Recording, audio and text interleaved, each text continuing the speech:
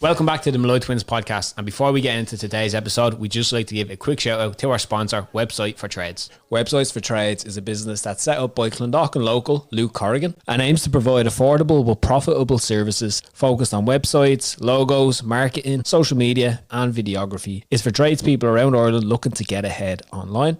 And if you'd like to find out more about the business, you can find them through www.websitesfortrades.ie or on Instagram. And if you're not a tradesperson, but you would still like to avail of these services, then Luke still has you covered, because he also runs serodigital.io, which is a more general agency that can help you with all of the above. You can find them out at www.serodigital.io or on Instagram. Everything will be linked in the description. So, ladies and gentlemen, welcome back to Season 3, Episode 2 of the Malloy Twins podcast. And today, we're joined by a woman who is doing God's work in helping the people of Ireland find the best place to grab some grub, get a coffee, or find the perfect pint. She has a career in the media that spans nearly 2 decades. Started off with humble beginnings on the tweet machine at the Vincent Browne show, all the way up to the glamour of Xpose.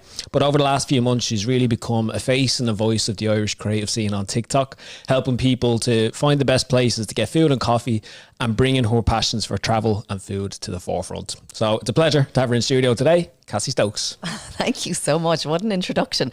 First of all, God's work, and then you brought it way back to the tweet machine with Vincent Browne, where it all started years ago. And you're right, it's nearly 20 years that I've been in the media world, which is crazy. Thank you so much for having me, guys. It's lovely to be here. Thank you for coming on. I know you're a very busy woman, so it's a I know you guys pleasure. are busy too, and I know I'm the worst at getting back to messages, so it did take a while to do this. Anyone that knows me knows I'm not the best at getting back. I'm trying to be better. I was just saying a little bit earlier, I try and dedicate 2 hours of my morning to getting back to messages. So if I haven't messaged you back, I will be. Message me again, maybe. I'll keep up to date.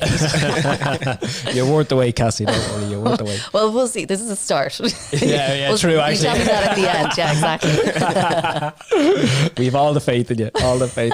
We like to kick it off with a bit of quick fire questions for you, just to get the ball rolling on things. And I actually do have a genuine question that I need to ask you. Okay, perfect. So I have a girlfriend called Shauna. Lovely. Beautiful Shauna. We've been together 8 years.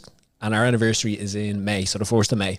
So if I'm looking for somewhere in Dublin to bring Shauna for a nice romantic anniversary meal, where would you suggest? Host in Ranelagh. Host in Ranelagh. Yeah, okay. It's a really amazing spot. And you probably need to book now because they're always booked out. But like, they do delicious food. There's a really nice vibe in there. I'd even go for like an early evening kind of thing on a Saturday or whatever day it is, if they're open. But like, you can't go wrong there. The steak is amazing. And they also have all these other bits, the pasta they do. It's an incredible place. Great date night spot, and I think she'll be really impressed. Important question. What's the parking like? It is kind of on-road parking. You probably need to park near the Hill pub, which is just around the corner. Okay, so in for a Swiftie, then downtown. Less than a 5-minute walk. Exactly. That's where you park, and it's perfect. On-street parking, and it might finish at like 7, so if you're going for the early one, that won't work. We'll figure it out. You can figure that out then after. Sounds like a plan. Thank you. Thank you. You're snookered now. It might be like a place with only €100 steaks and stuff like that. Okay, but like you said, don't worry. You're celebrating. It's not too wild, because I'm not into too wild at all. Okay. Like I like a middle ground, And then also when you're in front of the menu, you can pick and choose. Like, I'll tell her just the kids menu tonight. Yeah, exactly. Right? rough few like, ones. Get out. Yeah. The cocktail sausages are great. It's well known for its cocktail sausages. Perfect. Thank you for the recommendation. No problem. Second question: who is your dream best of guest? Wow. Well, I guess I would think of one. We just talked about someone earlier that is one of my favorite people. Oh, actually, no. You know who is? Ooh. And I hope maybe I can get him on. Jamie Dornan. Okay, Mr. We'd love Gray. to get Jamie Dornan in. Yeah, like that would be amazing. And he's just got such a great personality, and he's just seems really sound, and we all love him. So yeah, Jamie Dornan. Nice. We'll tag him in the clip. And yeah, exactly. Come on, Jamie Dornan. Yeah. What would be in the whole world your dream best of location? I mean, I think that my dream best of location is Ireland. I love Ireland. I just think it's the best place ever. So I think I'm kind of living the dream and doing it. Yeah, it's great. So any specific place in Ireland you love to do the best ofs for? Oh, okay. I mean, I've done them in a lot of places, which is amazing. Where have I not been? I'm trying to think, where have I not been that people keep saying, oh, I haven't been to Killarney. So Right, okay. let's say Killarney. I don't blame you. Yeah, It's that a would be nightmare kind to of get there. amazing. Yeah. Well, it takes a while to get there. When I went to Dingle recently, in September, and it was my first time there as an adult, and I just thought it was the best thing ever. And then everyone was like, you also need to go and properly do like the Ring of Kerry, go to Killarney, go to Kenmare. Let's say Kerry. Kerry and Tom. There you go. Nice. A bit off topic here, but just out of interest, have you done any of the Aran Islands? Yes, I went to Inishmore years nice. ago with my mum. We were out at a wedding in Mayo, and then we continued out, and we went there for a few days. I think we actually couldn't. We planned to stay for 2 days, but the weather was really bad, so we couldn't get the boat home. So we stayed for 3 days. Nice. How amazing! We cycled around Inishmore, had picnics wherever we wanted, because that's what you can do out there. It's an amazing place. If anyone hasn't been, they need to go. But I never got to see the smaller islands, Inishman and Inish Owen? Yeah, maybe. Something like that. Yeah, Inish exactly. something. Inish something. But yeah, I really, really liked it. Nice. Yeah, I'm dying to go back out. Cool. Next quick fire. If you could go for, we'll go with coffee. Coffee. We'll say alcohol free Okay. for this one. If you could go for a coffee with any 3 people, dead or alive, who would it be? I really like Fern Cotton. I think she's really cool. So Fern Cotton, she would definitely be one. I always think Donal Skehan is just brilliant. Oh, really? So Donal Skehan. Oh, and then I'd go Vogue and Joanne kind of come together. So Okay, Vogue yeah. and Joanne. We'll give you that. Oh, maybe I'd get rid of Vogue, or get rid of, no, not Vogue, get rid of Fern. Keep Vogue and Joanne. And Donal Skehan. Nice. Irish, true and true. Well, you didn't say you wanted. Well, that is my answer. Cool. I'm like trying to think internationally. Fern was there. She's gone. She's close. But that would She's be close. a fun dinner. Coffee. Fun coffee. That would be good fun. Like you'd just be listening to Joanne and Vogue, really. Yeah, and true. yeah, like Donal Skehan's really funny. I think it'd be fun. Yeah, it'd be an interesting coffee. Yeah. Lots of potential routes for conversation in that one as well. Exactly. Who do you look up to as a creator or an influencer? Like, who do I really love to follow? God, you're putting me on the spot here. I don't even know their names, but like, there's this one person. Well, actually, okay, I was going to say my cameraman, Dylan, but he like the way he edits is just amazing. Yeah. I'm so impressed by him. I think it was like 4 years ago, he never edited or filmed a video. Anything. Ever. And he just taught himself, and he's so good. So like, I absolutely love following him. I love seeing what he does with videos. I'm just like, I know that I can just trust him. We can just go into town. I can tell him the rough idea that I have, and then what he comes back with when he's edited it, I'm like, that's out of this world. Like, it's so good. Nasty. Oh, really? Yeah, you would watch Nasty's content and I love Nasty's content. Yeah, I think nice. he's brilliant. We did an interview. I did a best of with him, so that'll be out over the next little while. Okay. I just think his content is really great, and he doesn't seem to care about like anything else other than what he wants to post, and he just has a laugh doing it. And I met him, and he's just one of the nicest guys. And I always love seeing his thing pop up. You know, I love a curry on a Saturday night. Yeah, I'm like, yeah. oh, here we go. I'm there for it. So yeah, and I've been following him for a good few months. Yeah, probably almost a year.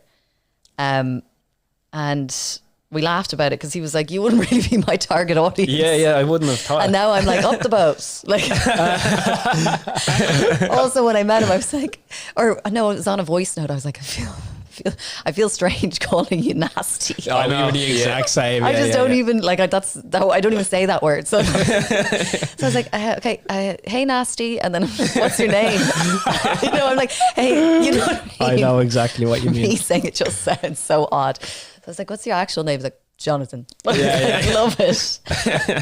So yeah, let's go with nasty. Nice, There you I go. love it. Yeah, Friend of and the actually the girl podcast. that does Call Her Daddy. I really like her, Alex Her Daddy. Cooper. I do know the her from podcast. Sean. Alex Alex told me Cooper. about her. Yeah. And then you know what? There's so many other food accounts like from New York, London, like that. You know, I can't even remember their names, but Yeah. they pop up. You love to see it. Nice. Yeah. Would most of the content you engage with or spend a lot of time looking at be food related, or are Yeah. you a mixed bag? Oh yeah, I really like food. Yeah, so I like watching it. You know, even like especially when someone creates content that you really relate to, or that you really enjoy. You know, we all would have different opinions on what kind of food content we like, but like when someone really ticks all the boxes for me, I'm like, wow, like it's just so interesting to watch, so delicious. Yeah, so it's predominantly food, a little bit of travel, also to just, you know, like look around, get ideas for things, and then the interviews with Alex Cooper probably, and then you guys pop up obviously. I do actually have one question. May not be quick fire, but I think it's an interesting one because something that you've been vocal about, I'd say, but like a promoter of is the electric cars and electric vehicles and stuff like that. What's your experience been like with those? And if you had the choice now for the rest of your life, electric cars or normal cars, if we call them that, yeah, exactly. Which would you go with? I have really enjoyed driving an electric car, and I have come from a side where I'm probably in the most difficult position to drive an electric car because I don't have a charger at home. I just charge as I go. I travel a lot. You know, I'm not just living in Dublin, charger at home, which I think is a very easy way to live with an electric car. I'm doing it on the opposite end, and I found it fine. I really enjoy the experience of driving them. They're just really smooth and lovely and relaxing. And yeah, I would definitely get one. I'm driving a Volvo at the moment, and I'm like, I would buy this car. So I've had the chance to drive a few different ones because I work with Nevo, and they look after a few different brands. So at the moment I'm driving a Volvo, and I'm like, yes, I would definitely get this car. I would like to have a charger at home, but I live in an apartment, so that can't happen. Okay. So so if I had a charger at home and I was living in a city, 100%, I live in Kildare, charger at home would be perfect. Like, solid. You know, I spend a bit of time charging when I'm traveling around, but I kind of enjoy it. I sit in my car, I work, I edit. Yeah, so I'm like, do that, you know what, I kind of need that time to get back to messages and nice. emails. Yeah. I need to be forced to sit in my car and not do anything. Have a nice cup of tea. And I always go in, and people are going to judge me about this, but I don't care. I love either a tuna sandwich or an egg salad sandwich from one of the petrol stations. Oh, really? They would be my bottom choices. They are my top choices. I'm sorry. We got this far before she got cancelled. Yeah, exactly. It was a good run. Yeah, exactly. It was a good run. Do you have chewing gums in the car at least? No, but now I will. You'll all judge me. You know what? I actually thought of another, if we can go back to that other question, creator.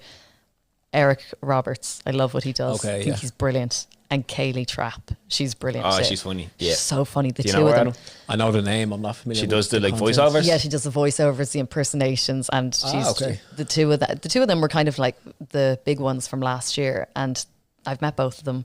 So lovely and just amazing, and yeah, and I just love when their content pops up. You know, when you see Eric Roberts' video, you're just gonna laugh. Yeah, like, you're like 100%.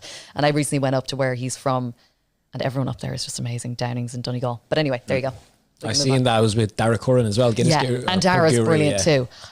Pub guru, he's amazing. Pub guru, Guinness guru, one of the nicest guys, one of the tallest guys. Yes. Oh yeah, yes. he did your thing. Yeah, he's brilliant too, and his content I love as well. And it's nice because we kind of cross over on a few bits. You know, we'll work together, like when we went up to Downings, and it's really nice because, you know, sometimes people can almost put you against each other because you kind of do the same thing. We're like, we are friends. And he was one of the few at the beginning who was like, yeah, I'll do a best of. You know, he's one of the guys. The reasons that I am where I am, because he was one of the first few that would say yes to doing an interview with me. So I owe him loads, and I really like his content too. Because I followed him for a long time, even when he was kind of doing.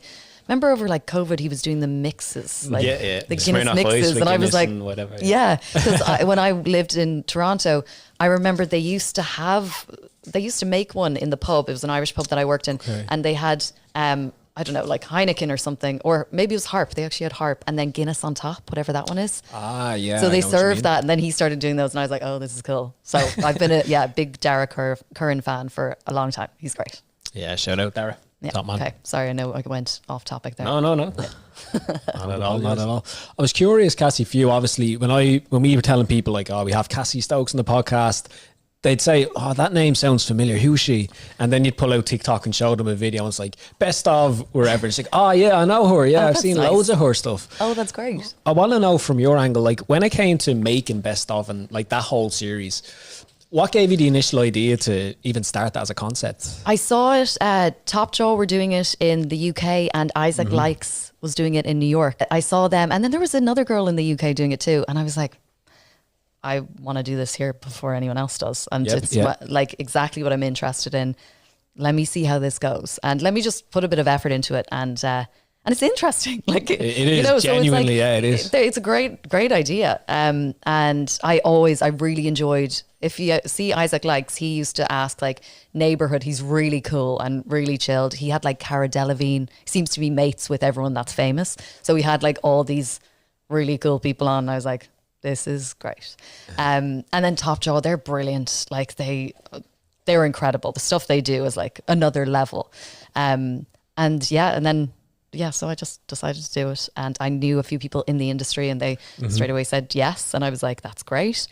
I think I was actually sitting in the Hill pub in Ranelagh when I was sitting there, and I was just like, maybe I should do this idea. And then I messaged Eric Matthews. Yes, he was the first one, and straight away, yeah, no problem. When? And I was like, Tuesday. I love a Tuesday. Love filming on a Tuesday. So Eric Matthews, Jack Brennan, Reggie Does Pizza, and who else? Jules Mack. I think they were the original ones, and then it just went from there, and it was great. I have all of those people to thank for where I am now, because I wouldn't be anywhere without people doing the interviews, and it's nice, easy content. I like it. Yeah. It is, and yeah. listen, now I just wear the same jacket all the time. I wear sunglasses, and I You're almost like do it Steve for Jobs the laugh. with the black. I'm like, whatever, just do it for the laugh. I put on the sunglasses when it's raining, and people will always call it out. I'm like, it's kind of funny now. I never even noticed, but now that you say it, It's just like sunglasses and one of these jackets. That's why I'm wearing it right now. I don't take them off.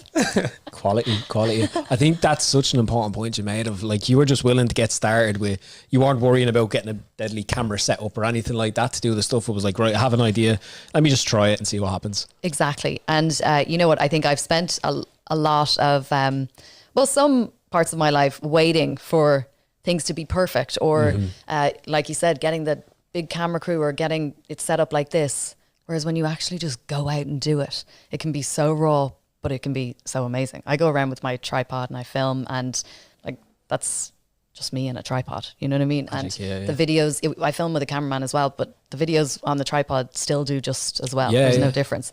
So so I just was like, I need to do this. I need to put a lot of effort into this because I want to do it for me. And I think if it wasn't just for my channel, almost if I was doing it for someone else, we would have probably waited for like the camera and all this setup, and maybe it wouldn't be what it is. Because it's, sometimes I'll just message someone I'm in town. I'm like, do you want to do a best of? Or I walked by Louis Copeland on Capel Street the other day, and he was like, Cassie, we've been meaning to do it. And I was like, will you do one right now? And he was like, yeah. And that's been a really big element of it, that you can kind of just pop up and do these interviews, and it's casual, it's friendly, it's relaxed. So, yeah.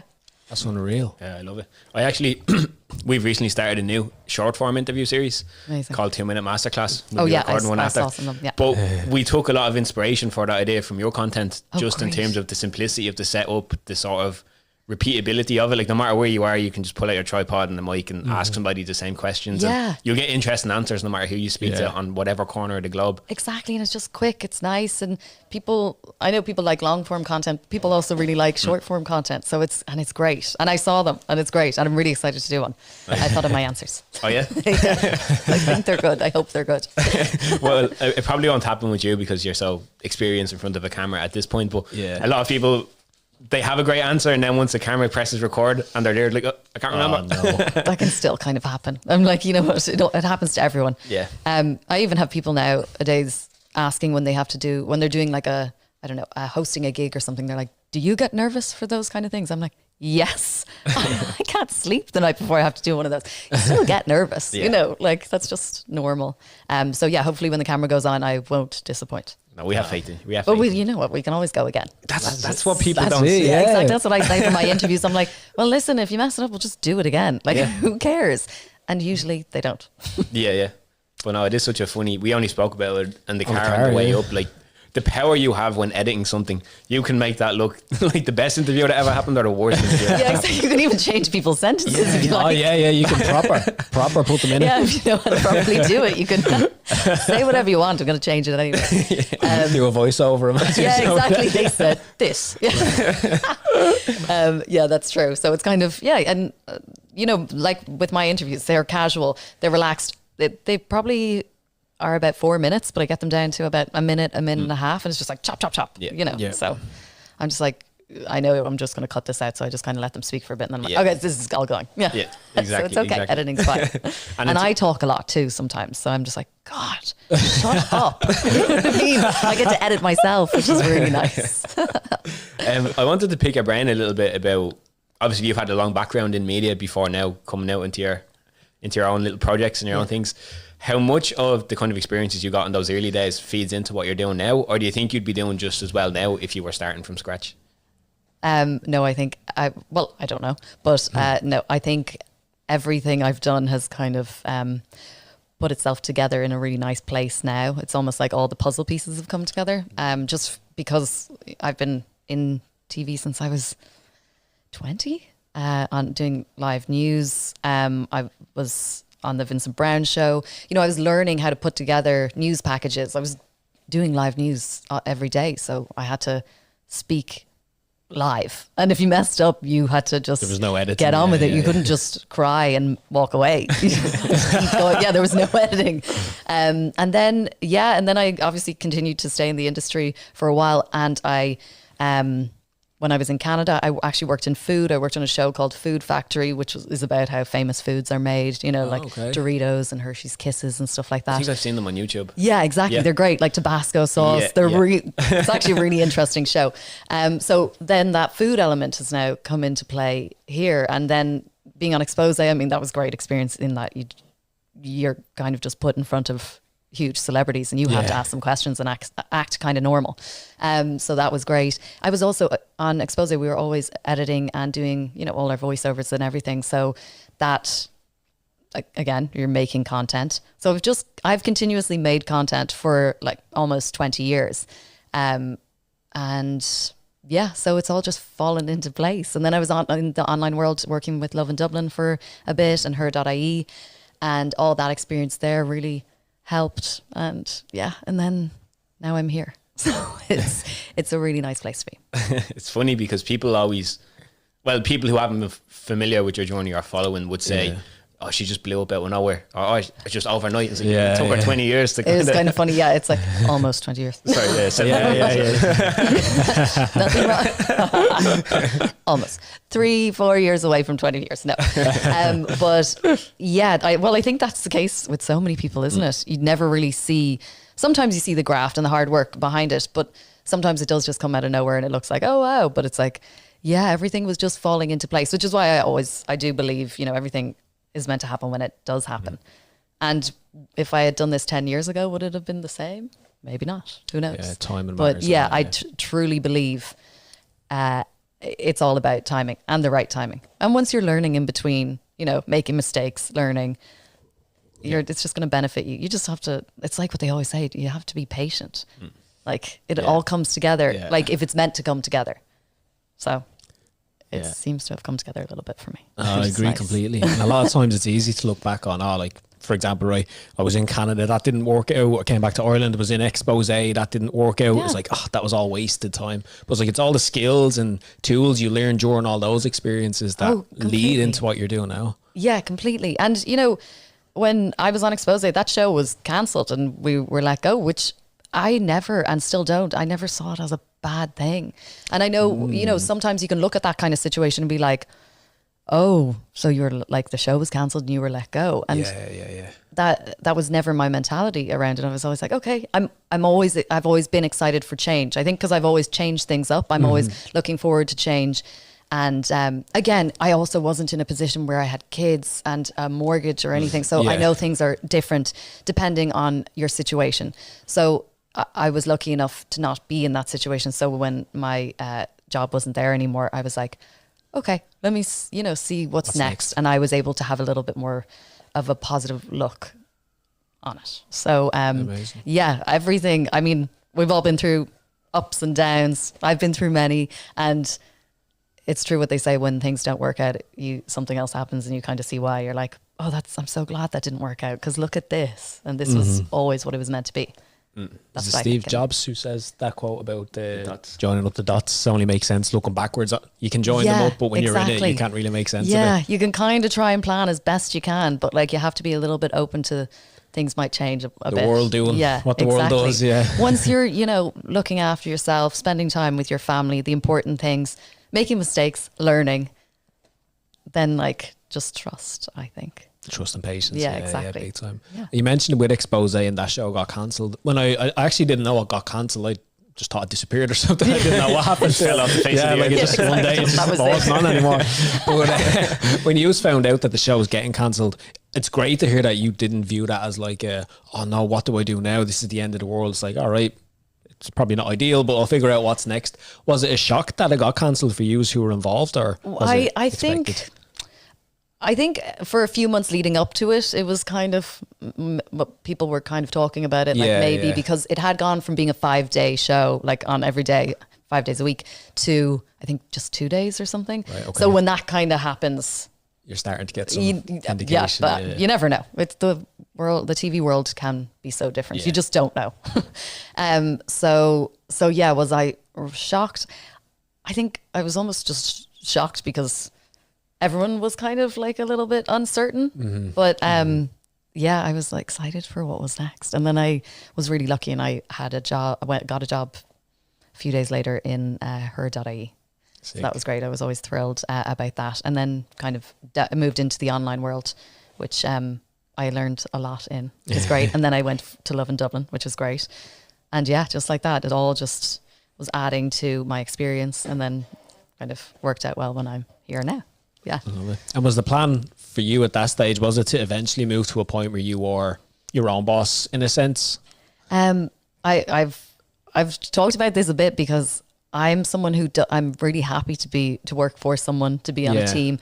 I've always been like that. I think I did see myself eventually working for myself and setting up a company. I wasn't really sure what that would be, but like, I had a thought about it. I was like, this is what I think I want to do. Perfect. Yeah. Always in the back of my mind, but very happy to work for places in between. I was never really going for that, but I think that was probably just me standing in the way of myself. I wasn't expecting to do it as soon as I did do it, but I probably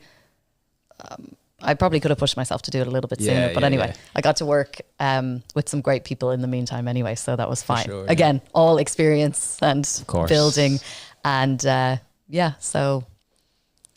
really happy. I honestly, I still can't believe I work for myself. I've set up a company, and this is what I do, and I'm really proud of what I put out. I love the content. I really enjoy it. So aside from people enjoying it, it's so nice that I love it. I work for myself, and I'm really proud. Nice. It's a big achievement. Massive. It's lovely. It's a nice space to be. For sure. And I think I might be getting the dates wrong, but I think it was the 23rd of May 2023 was the first.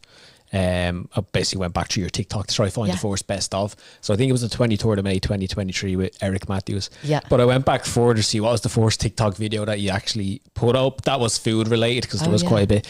And if I remember right, it was 2021, and I think it was a review on like Christmas sandwiches. Was it TikTok? Yeah, TikTok. Yeah. Christmas sandwiches. I think I know what it was. Yeah, because the Christmas sandwich at Goat's Gruff. Yes, that's the one. Really good. That's the one. Yeah, so delicious. And I think it was 2021 that one was up in. So, like in my mind, I'm thinking Cassie Stokes. Like, feels like she's been around forever. Feels like those best ofs have been there for years. When in reality, it's not even been a full year yet. Yeah, it hasn't been a full year yet. So which is just crazy. I mean, this time last year, I was in a completely different place. Yeah. And, I just wanted to start doing something that I really liked and really believed in and had a real interest in. I was, just starting to kind of lose interest in what I was doing. And also my content before wasn't really anything. It was very static. Yeah, I get you. There was nothing really happening. Yeah, so I saw Isaac Likes, Top Jaw. I saw people doing it all around, the world. And I was like, why wouldn't I do this here? So I got my inspiration from them. It was great what they were doing. I wanted to do an Irish version. And I'm glad I did. We're glad you did too. Yeah. Right. when you were getting started out and all that, Cassie, and like starting to make the content, I know you mentioned there that inner critic, let's call it, that voice of like self-doubt that all of us have in anything I think you do, especially if you're starting something new. Yeah. Was there anything at that time that really helped you overcome it, like get past it, to give yourself permission to start? Yeah, I think because I just spoke to people about it and they were like, well, why would that stop you? It's, you know, do that here. And then I just had to, like, I also thought, what would I say to someone? Yeah. And I'd be like, yeah, do that. It's, you're doing something different because your content's completely different. It's a completely different country, you know, and put your own spin on it, you know. I always ask, what's the best pub in Ireland? Usually that's kind of the question, you know, and things are different because they're in different countries. So when I spoke to people about it, they were the ones that were just like, just do it, you know? I think that's solid advice. It's funny, isn't it? Like if you put yourself into perspective of, if I wasn't giving myself advice on this, if I was giving a friend or a family member advice, it's like it's the complete opposite of what I'm telling myself. Yeah, because we all have those voices of self-doubt. And a nice little tactic is, if you put yourself in the position of giving that advice to somebody else, what would you tell them to do? Rather than beating yourself down and holding yourself back, because then we wouldn't know what the best pubs in Ireland are or anything else. Exactly. And if I didn't do it, someone else is going to do it. Exactly. Yeah. You know, and other people have done it since, which is great, which is brilliant. And I remember being tagged on other people's, almost, you know, like, oh look, he's copied you. I was like, great, that's amazing. Like, that's so cool. I remember contacting the person being like, we need to do one. I was like, sick. You know, just grow with each other. And again, it's all different content when you're in different places, and you're also, we're different people, you know? So we could literally do the same interview with the same person, ask the same questions. It's going to be a different interview because we're different people. So that was actually I always thought it was really nice when I saw other people doing it in Ireland. I was like, great. I don't know if they still do it though. I haven't seen. They say imitation's the greatest form of flattery, isn't it? Yeah. So but that's great. Yeah, it's really nice, of course. And they're not copying me. They're copying other people that do it. Who knows? Yeah, who was the first person? Yeah, exactly. I don't know. I think Where's the start? For you growing up then, Cassie, Lee filled me in on this actually yesterday, which I thought was an interesting fact about you. You can confirm whether it's true or false. Now, when you were growing up, something that you were very passionate about was like the marine life, let's call it, in terms of the ocean, and you wanted to be a marine biologist. Yeah, where did you... But I'm not sure where you found it. I did my research. I'm not going to give away my sources. No, unless it was on the interview you done with Hor. Oh yeah, Girls with Gold, I think it was. Now, there was a bit of a challenge though. Okay. Because whilst you loved what the ocean contained. Yeah, I was terrified. You were terrified of the ocean. Exactly. So it made no sense. I wanted to be, when I was younger, I wanted to be a marine biologist. And I don't know, I also, I can't believe I'm saying this. Okay, I wanted to be, I mean, I had a nice amount of confidence. I don't know, like, where it came from or why. You said a part-time model as well. Exactly. As I wanted to be a marine biologist and a part-time model. Nice. So and I still want to be. Yeah, I don't know why I wanted to do either, because I mean, I wouldn't have made a good model, and I'm afraid of sharks and eels. I really don't like eels. But I think it was because I learned. So I used to, like, when I bought a book or got a book as a kid, you know, some people be like Harry Potter. I was like, please, a National Geographic book about sharks, please. Oh, I was really into sharks. So it's just like, and then I learned so much about them that I think I then scared myself. So I was like, no, why? Like, just, yeah. So, yeah, I did. It's so strange, isn't it? When I think of it now, I'm like, what? Like, why couldn't I have just wanted to be a firewoman? Yeah, or, you know, makes better conversation. Yeah, exactly. An interesting Cassie fact there. Yeah, that's really random. I can't believe you found that. So, are you impressed or freaked out by the level of research? No, it's great. Okay, it's so nice. It's kind of like memories, and it's like having a nice conversation. You're bringing it way back, especially when you started with Vincent Browne, the tweet machine.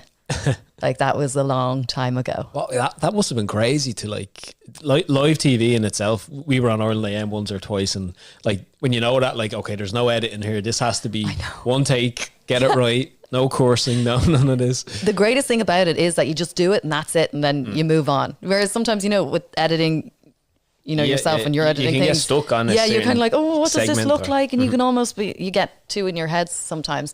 So as the person who's presenting, at least you can just do it and then move on. But at that time, when I was doing live news and then I was staying on to do the Vincent Browne show at 11 o'clock at night, I would rewatch every time I was on. I'd watch it because I just wanted, I wanted to really enjoy watching myself, because there's so many tricks to being on TV, you know, like the movements of your hands, and just even the way you ask a question. So I would sit and watch every time I was on. I'd watch it back, and then the next day I'd be like, okay, maybe I should, something as ridiculous as holding the cards like this, or even in an interview situation, I'd be like, I sometimes would cut across people, and I was like, I need to watch that. So I'd always watch and learn. And I still do. I'm still trying to improve and learn from what I do. I'm by no means an expert. But yeah, I'll bring it back to doing the Vincent Browne show. It was probably the first time also experiencing trolling, because Vincent Browne's audience were very opinionated. So doing live was a little bit terrifying, but also then leaving the studio and looking on Twitter, I was like, in the deep end. Oh, wow. And I wasn't ready for things like that then, because it was definitely a lot harder to take. Yeah. I've got a bit of thicker skin now. Yeah. But sometimes it still hurts. Even as an individual, Vincent Browne doesn't seem like the most empathetic. You know what's funny? He was so lovely. I had a really great relationship with him. The reason I was on that show was just because I used to stay and work late, and then he'd come in and we kind of sat in the same area. We just started talking, and we got on really well. He's got a great sense of humor. And then he was just like, "Here, will you come on and do this part?" And I was like, I don't know anything about politics. Like, I was like, that's not my area. And obviously that show was, you know, all about politics and very opinionated people that know a lot about politics. So I was like, they're not going to want to hear from me. And he was like, yeah, well, okay. Like, did you know, let's talk about your favorite type of music. Did you know your favorite type of music? Like as soon as you were born? And I was like, no. And he was like, you learned, so you can learn, you know? And he was like, come on and do the show. And I was like, and then I said, yeah. And that was it. I did it. And it was great. I remember finishing at whatever time it was, 11:30 or 12. I couldn't sleep for hours afterwards. I was buzzing. I was like, and then I learned to just not look on Twitter. It was fine. I was just like, whatever. I was like, they can slag me as much as they want. Who cares? You know, I'm the one reading out the tweets on the Vincent Browne show. So yeah. And we actually had a great, I still see Vincent, and he's such a lovely man. And really? Yeah. Is he okay? Health-wise, everything?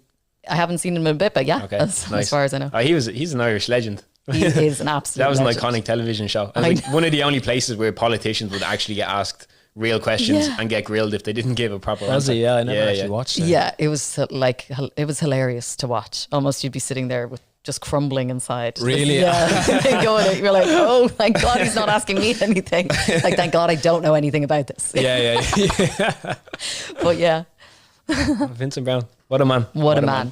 I wanted to ask you this question, and obviously I know keeping your private life private is very important to you. Yeah. So feel free to take this in whatever direction you want to take it. But what would somebody who follows Cassie online not know or find interesting about Cassie offline?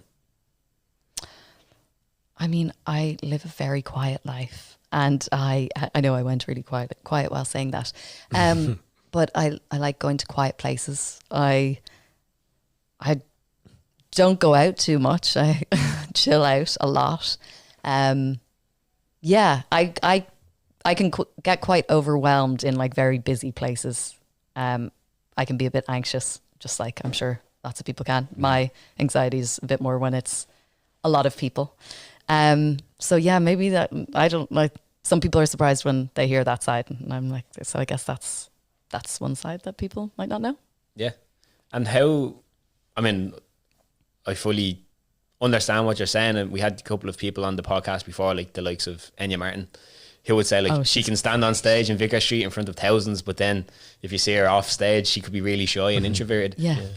Do you like have like almost a switch that you flick when it's like, okay, camera's on, I'm in the middle of Grafton Street with a microphone, or how do you kind of big yourself up to be able to do that? Yeah, when I'm just working with a camera, it's different. I'm really used to it, and I just kind of get on with it. And also I'm at the stage where I'm like, if I'm in the middle of Grafton Street doing it, I'm like, who cares? I don't care. I'm making a video for my channel. Is it going to look really good if I'm in the middle of Grafton Street? Yeah, so go do it. Whereas a few years ago, I definitely would have been a lot more self-conscious. So I've kind of lost that self-consciousness, but I think that's just when you get older, you start to care less. Now, getting up on stage in front of a load of people, I don't know how Enya does that.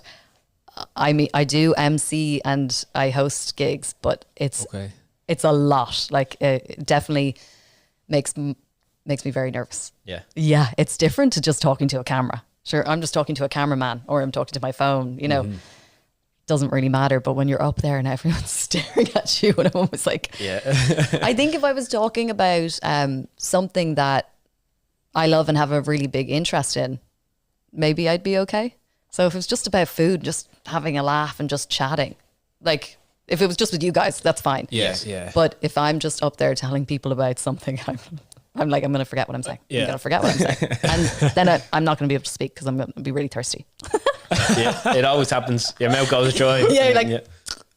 You can hear your tongue hitting off the palate of your mouth. So I do not know how Enya does that. Like, that's just amazing. And she's really funny.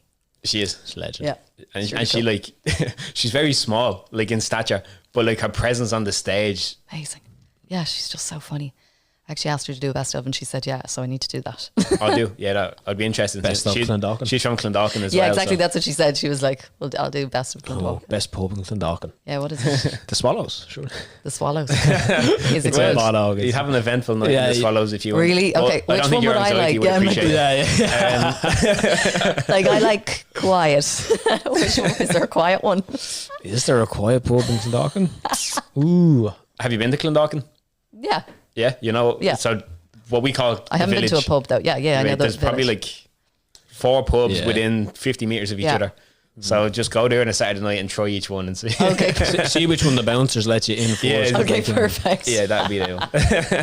Yeah. Where's the Canadian connection? Is that? Yeah. It's just that when I was 1, my parents were like, let's move to Canada because so both I don't think are there were any. Irish. Yeah. Okay. Both from Dundrum.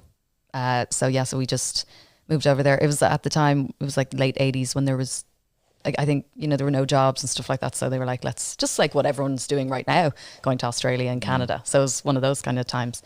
And they went to Toronto and I lived there for 10 years. And then we moved back. And then I've been in Dundrum ever since. So I do have a bit of a twang, Canadian twang. And people are always like, what's wrong? What's wrong? What's wrong with her? A lot. Not my accent. Medically or? Yeah, exactly. So many things. But my accent, half of it is Canadian. So it's kind of like an Irish Canadian thing. I kind of like it. It works. Yeah. It gives you an edge when it comes to making content. I think you have a distinct voice. You wouldn't confuse Cassie Stokes with somebody else. Some people could be really bothered by it, which is totally fine. Other people can like it, and that's great. Yeah. And that's what keeps things interesting, isn't it? That's what they say. It's the worst response or the worst emotion to evoke in someone else's indifference. Yeah, exactly. Like if I drive people nuts, great. Just don't let me know. Just keep it to but yourself. if you like me, that's nice too. Yeah. But I know not everyone can like me, and that's completely fine. Sure, I drive myself nuts sometimes too.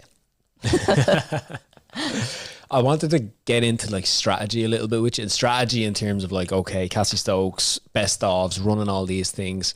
So we spoke a little bit about a pre-podcast, but I always like to get it like on here and figure out when it comes to finding the guests to have on best of, is that you going reaching out to people? Do you get people coming to you asking, or is it more nowadays of that spontaneous, like I'm walking past the shop, it's like, let me pull someone out or let me jump in here? It's a mix. Now, I don't usually do the spontaneous ones as much. That would be great. But yeah, it's me contacting people and seeing if they'll do it. At the beginning, I was just trying to get as many videos as I could out. I was like trying to get, sometimes I think I was doing 2 videos a day. So I was just doing, every night I was doing about 4 interviews. So I just had like a bank of interviews. I was doing them everywhere I went. Just because I knew at the beginning I just needed loads. Volume. Yeah, just volume. Now it's not as much volume, and I am being a bit more, I guess, picky with who I'm interviewing.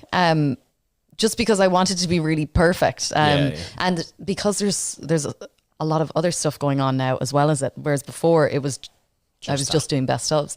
Now I've started to do a lot more travel guided stuff from, things that I like. So I need to now be a little bit more picky with these and much more organized with the best ofs, because it's falling into, I have to divide my time between the two and make it all work.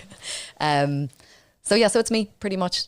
People do ask as well, and I'm like, yeah, sure. Yeah. Yeah, if we can make it work, that's amazing, yeah. Deadly. And then when it comes to, let's say you're going to a restaurant to try their food, or a pub to try their pints or whatever else, do they tend to charge you? Do you insist on, like, I want to pay, I don't want to have any bias towards things here, or what way does that work? Yeah, no, I pay. I also really believe in that, because, then your content can be more authentic. I mean, it's lovely to think that I would get all these free pints and everything thrown at me. I don't. I mean, I pay for pints. I wouldn't mind a few more free ones. No. But no, I also, I do have restaurants, coffee shops, pubs, hotels that come to me to work with me to do paid for content, and I say no, because I don't do paid for content when it comes to that kind of thing. Okay, yes, yeah. I don't really think it doesn't work with my channel and where I want it to be right now. I've nothing against it. Just right now where I want to be. And also, I don't do, it's not all food reviews. So I like that when I do put up something to do with a food or a restaurant, I really enjoy going there. I always will pay when I go there. It's not a paid for thing. For me, I just don't think that's where I'd like to be. Yeah, that makes sense. Yeah. So I do say no to all of them. Do they tend? I'm really sorry. Would they offer much? Would they be like, oh no, Cassie, take it, go on, just have it, do it again? You think they come up to me with cash? Like, go on, have it, Cassie, go on, say something nice. No, I if anything, always does have to go through my agents, who are amazing, Matchstick. But I say no before it even goes there. Comes to that, yeah. Unless they get in touch with them separately, and sometimes they do, and my agents ask, and I'm like, no, I don't. I think it'll take away from my content. It's not where I want to be. Yeah, no, I fully respect that. I think it's important as well to mention it, because I know that the general perception is if you do something on TikTok that's promoting a brand, she's being paid, or he's being paid. Oh, everyone, that way. It's everyone. You want it to be authentic. You want exactly. Yeah. I like it. I like to keep it authentic. Yeah. And I think I'm pretty clear about that on my page, When it is a paid for thing, it's very clearly stated that it's paid for. Or whatever else, I'm a brand ambassador for Nevo, the electric car company, so I drive this car. It's very clear. And then everything else in between, I have to spend money like everyone else. What a shame. In terms of trajectory, so less than a year you've been doing best of. How long between when you started and when it became your kind of full-time, this is how I make a living?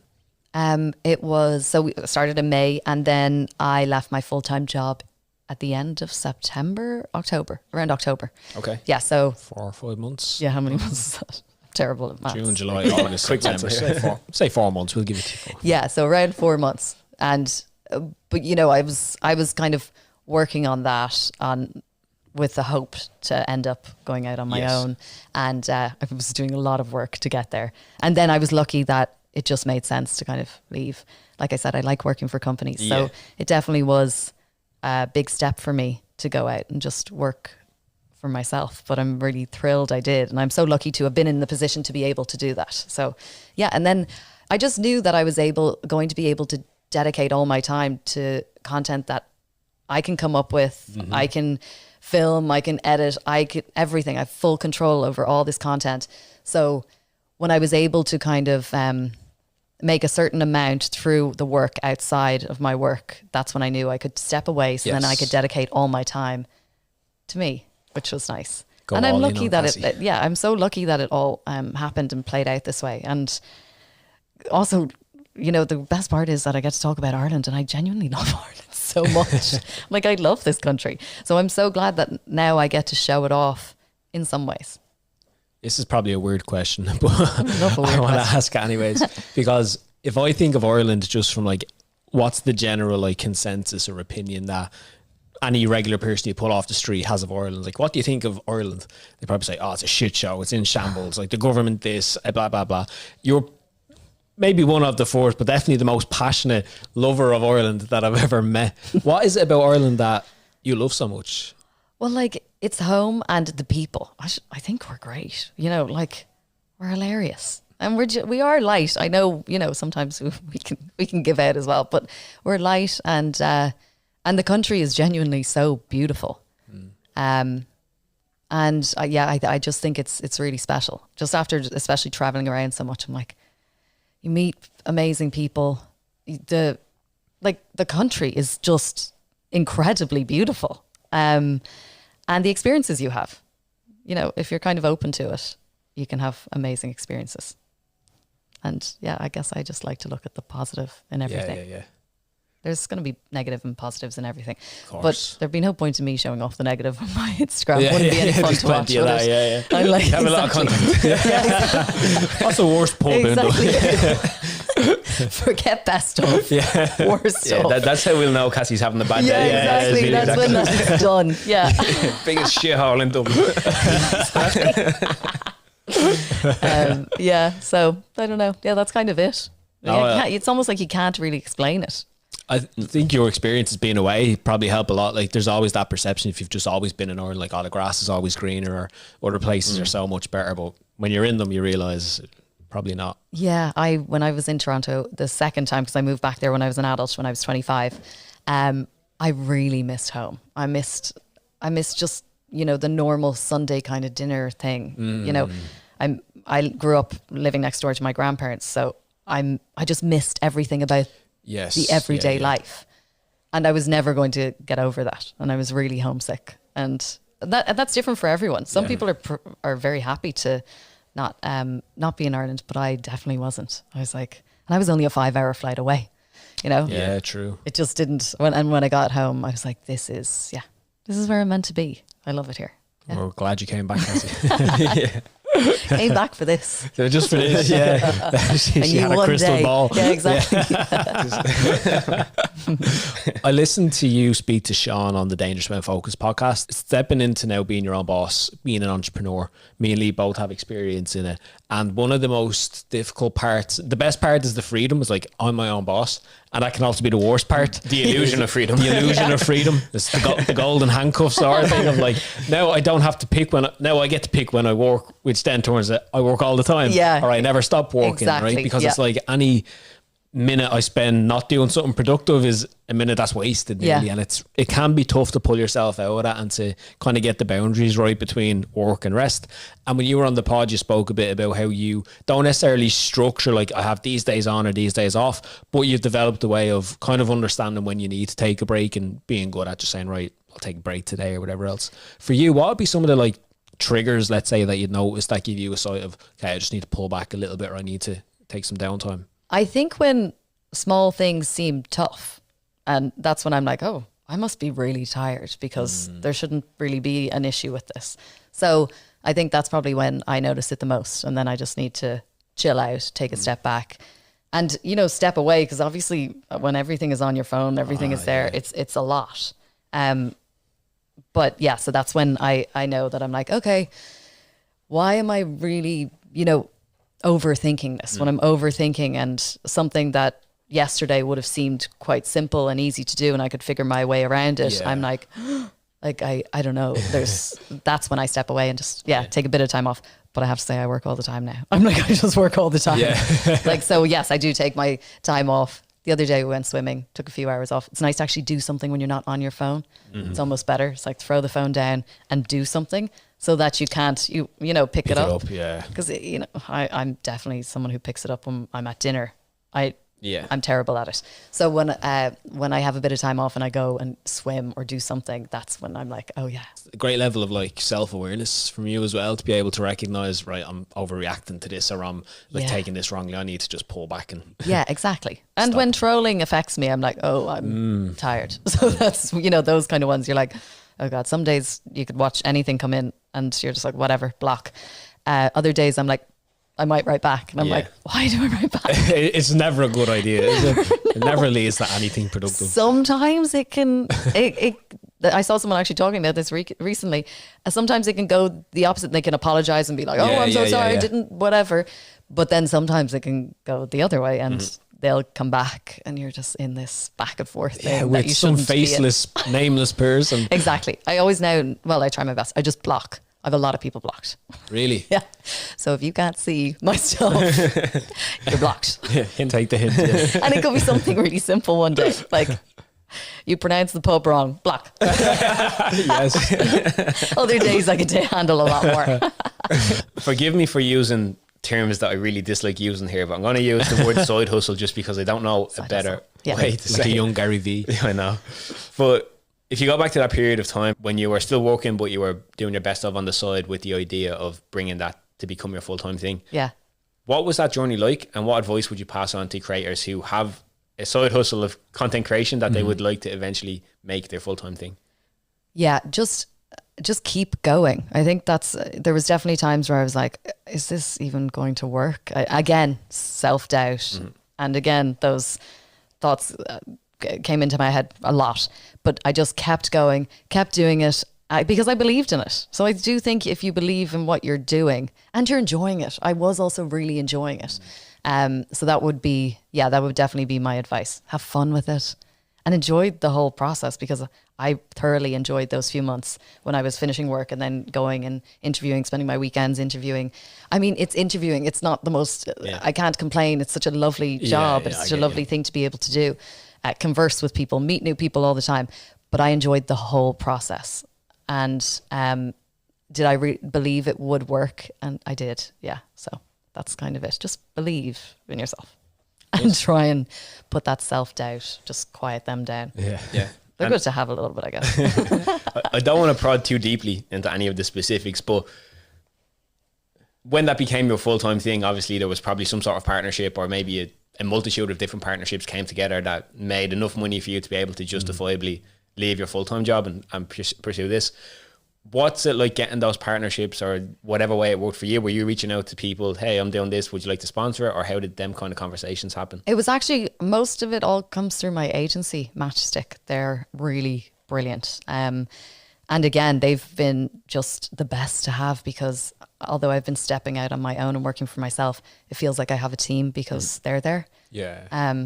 So my agents, Chloe and Shona and Max, who owns the place, they're just amazing, and they make me feel really safe.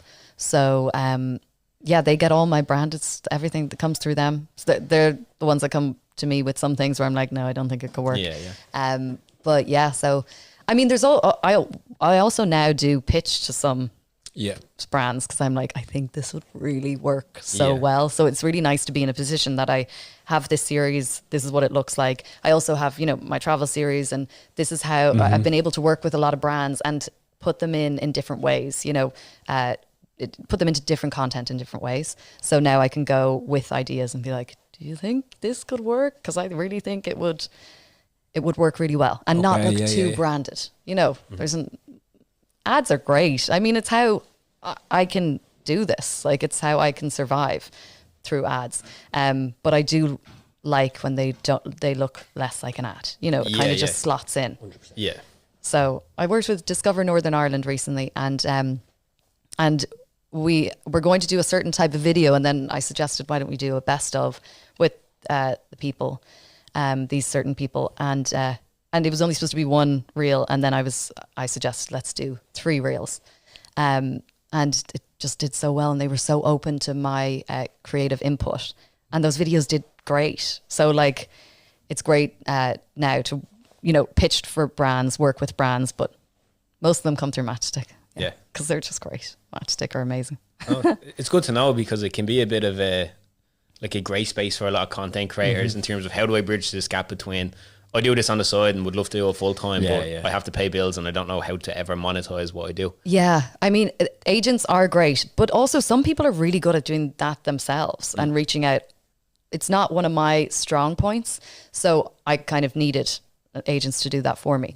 Whereas I know some people are really amazing at like coming up with their ideas, going to brands and doing that themselves. So for me, this is the way it worked. For other people, I'd say they'd fly it if they just did it themselves. Like Nasty, for example, with his GBK and Abracadabra. Exactly. Like, he does all that himself. He's just great. Because he doesn't sleep.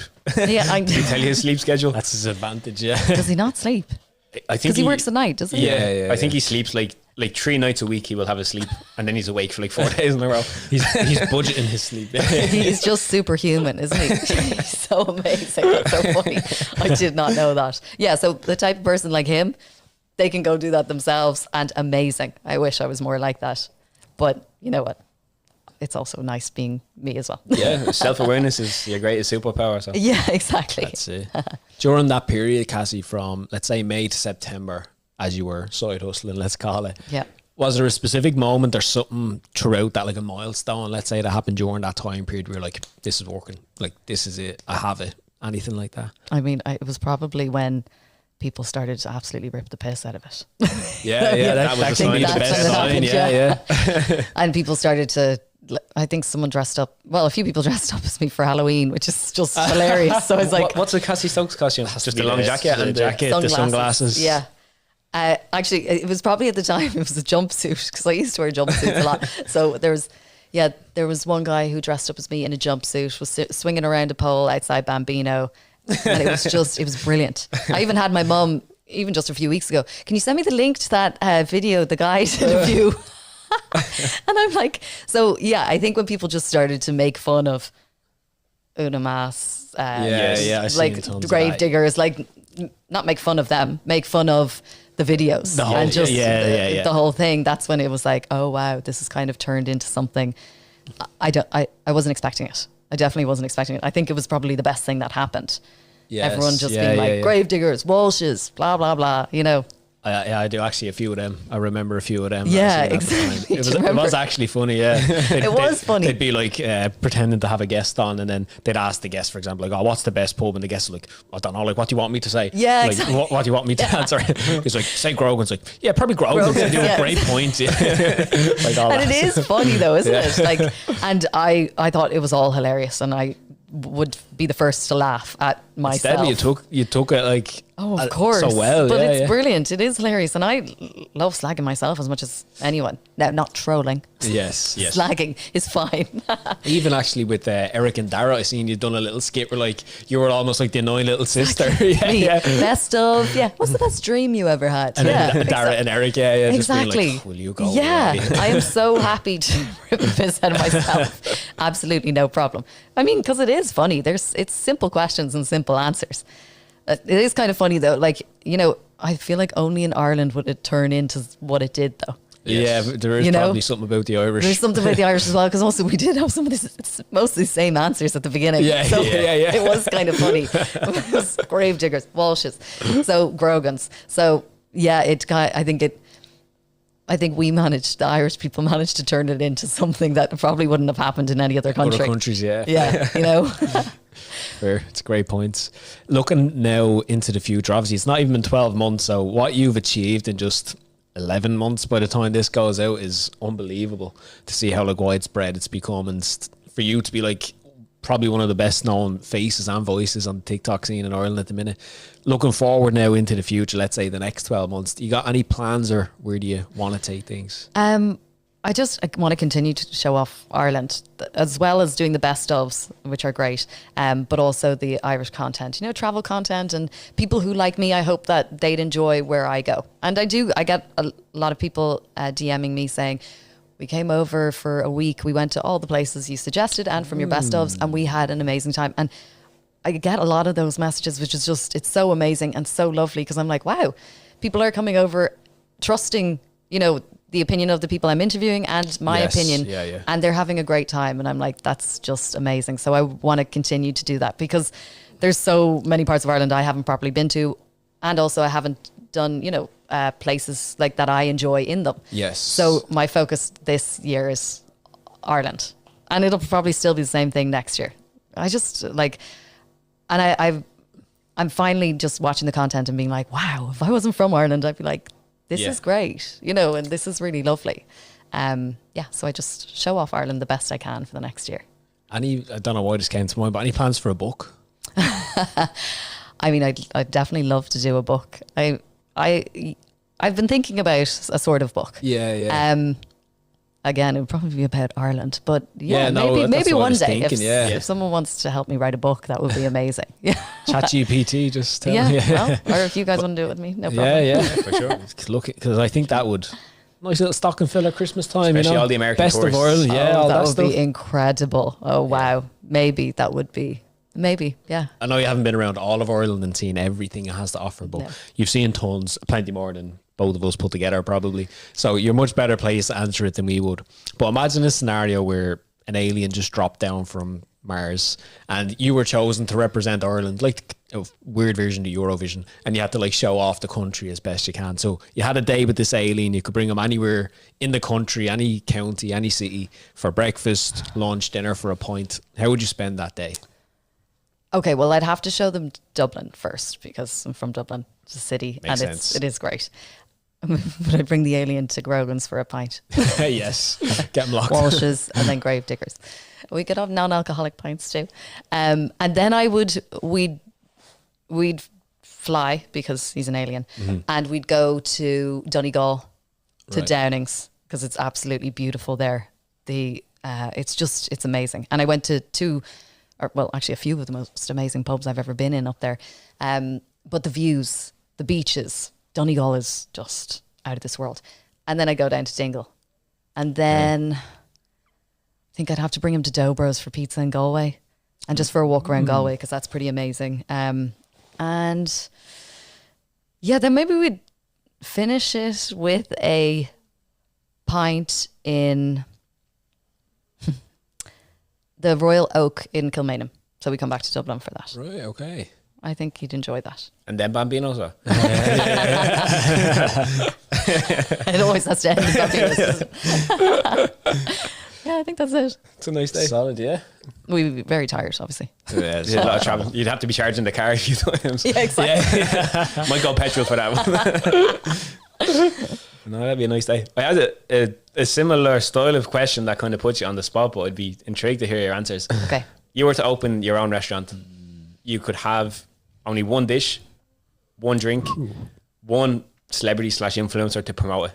And where would you locate it? Okay. I do.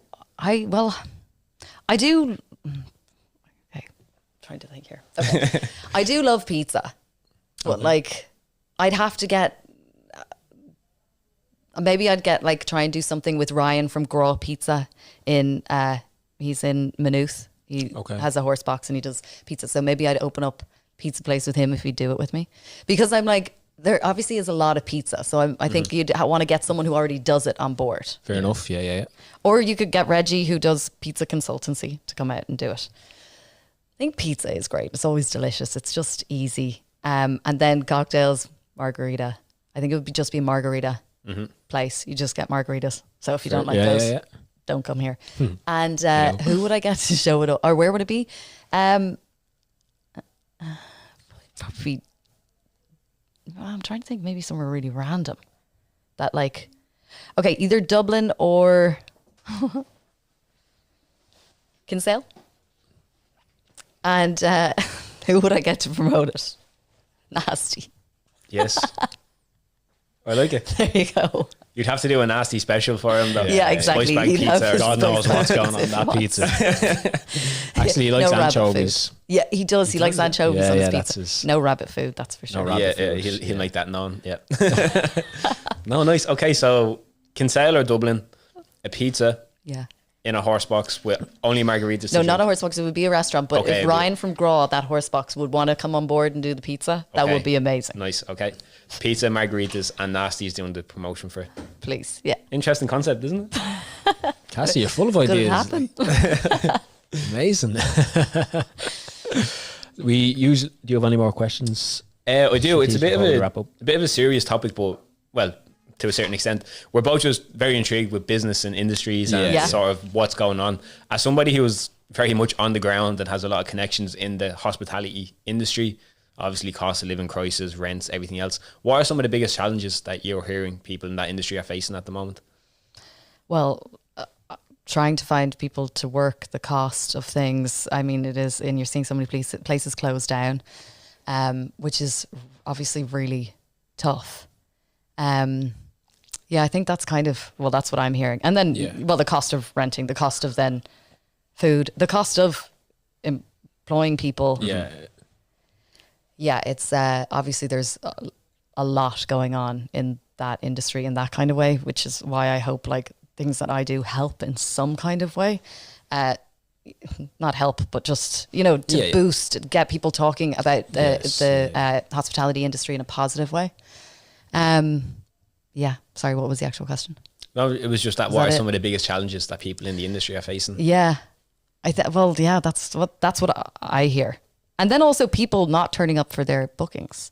Yes. You know, when they book and people don't turn up. I think that's crazy. I worked in the industry, so that would really bother me. But if you haven't worked in the industry, it probably doesn't. You don't think twice about it. A bit of decency, you know, people not turning up. Yeah.